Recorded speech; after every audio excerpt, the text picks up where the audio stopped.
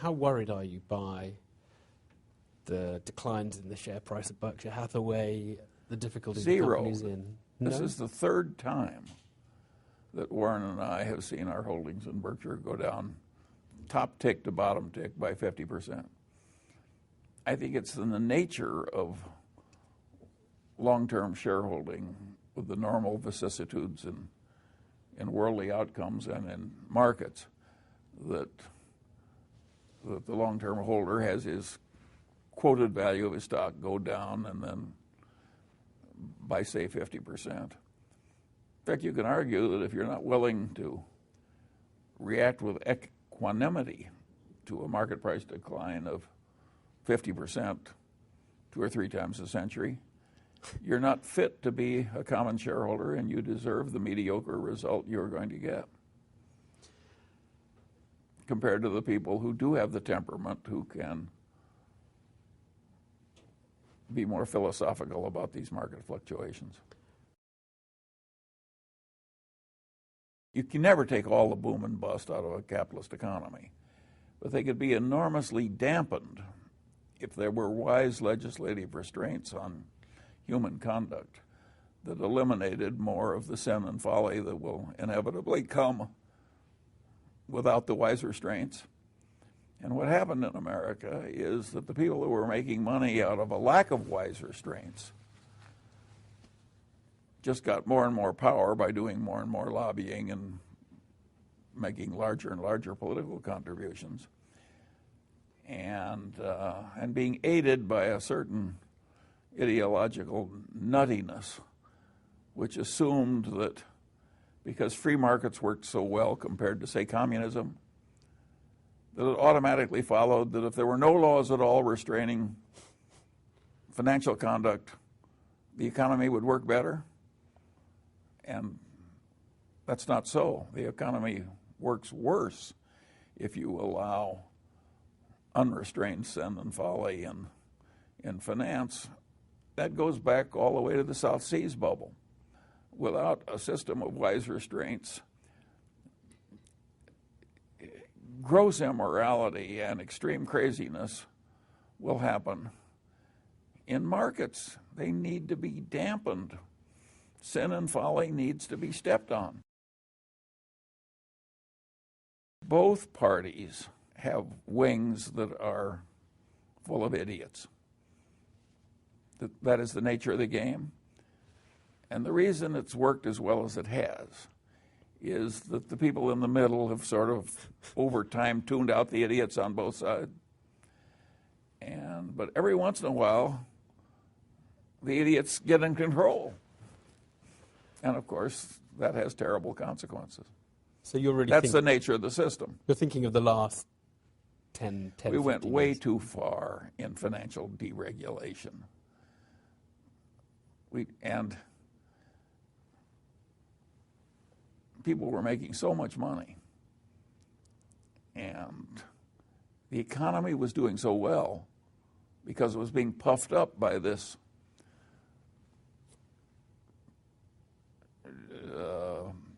idiot boom and idiot expansion of consumer credit that everybody thought, oh, isn't this wonderful?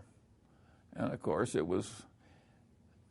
Your life for the next 3 weeks would be more pleasant if you went on heroin, but it would totally destroy you over the long pole. And that's what an economy does when it allows itself to be seduced by the potential for an idiot boom into allowing all this gross immorality and this craziness to take over.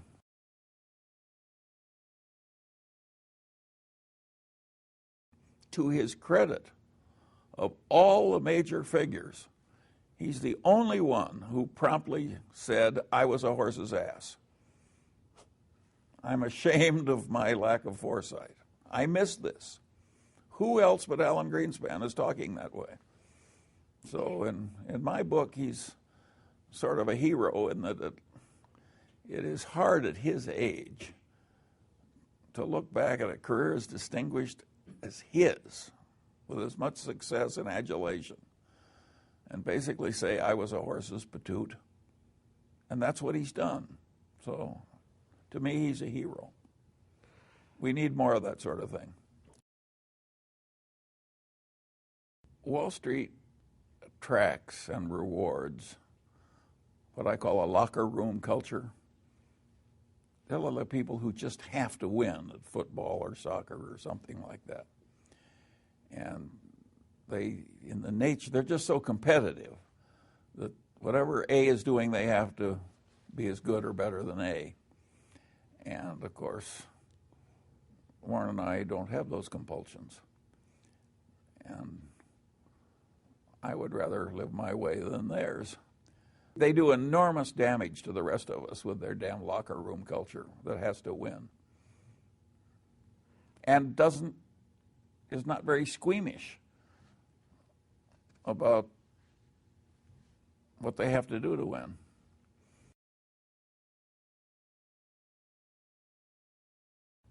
We have to deal in things that we're capable of understanding.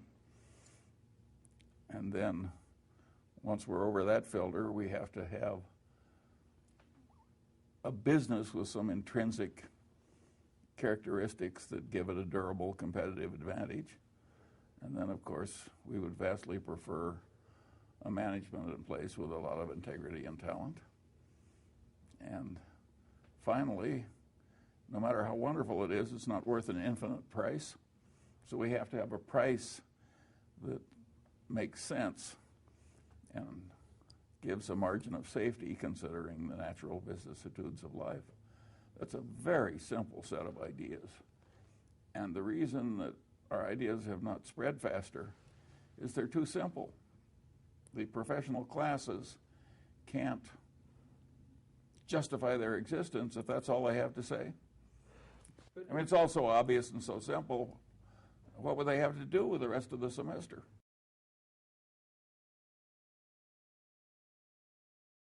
Well, at the time we bought it,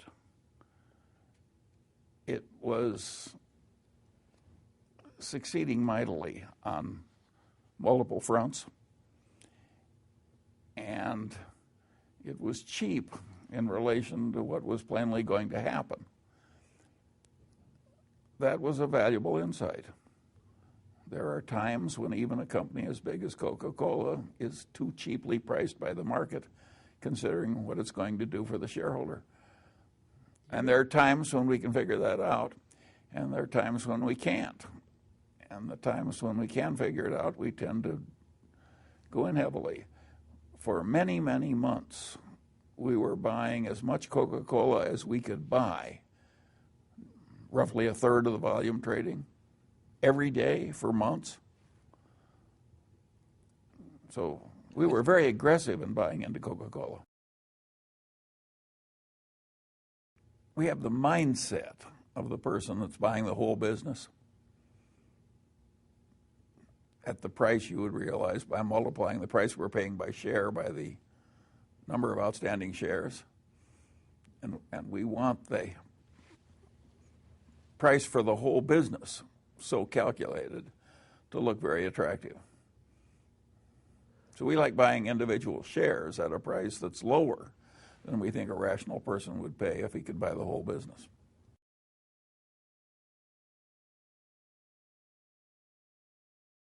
Warren would have been a huge success if Charlie Munger had never lived.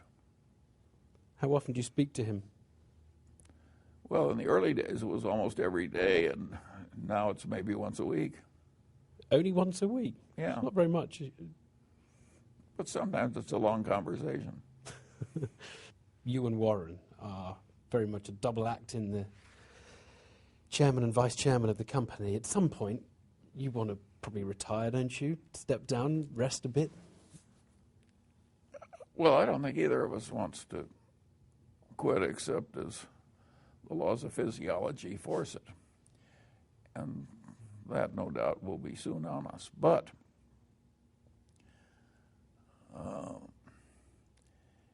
you got to remember that Berkshire is probably the most decentralized big corporation in the world. I think the very decentralization of Berkshire and the extreme pockets of talent in all the subsidiaries will give Berkshire a very respectable future long after we're gone.